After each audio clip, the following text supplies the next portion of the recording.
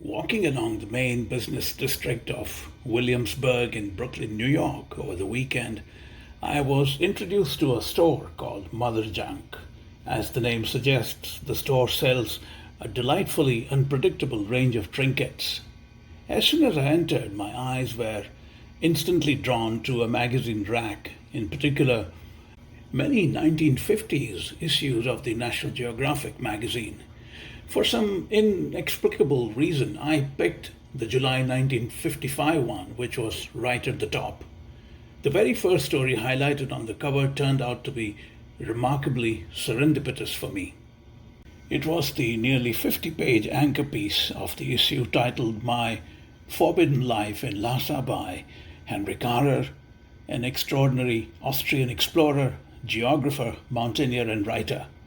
I was well aware of Harer's deep connection with Tibet generally and the 14th Dalai Lama particularly.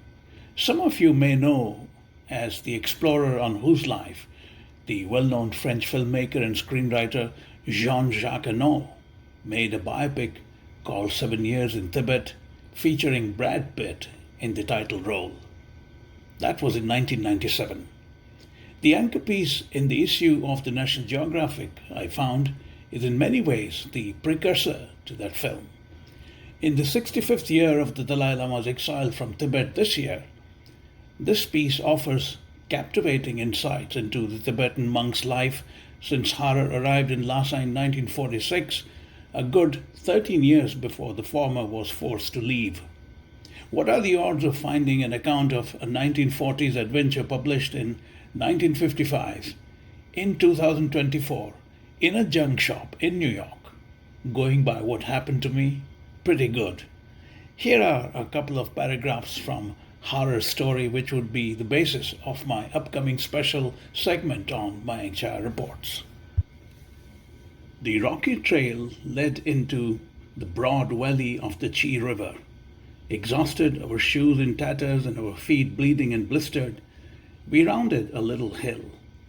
Before us lay the Potala, winter palace of Tibet's Dalai Lama, its golden roofs ablaze in the January sun.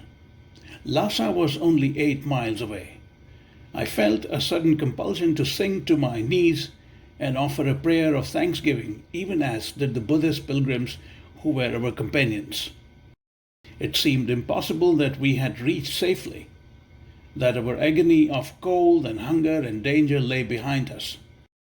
We had walked more than 1,500 miles across the most forbidding terrain in the world and had climbed 62 mountain passes, some as high as 20,000 feet.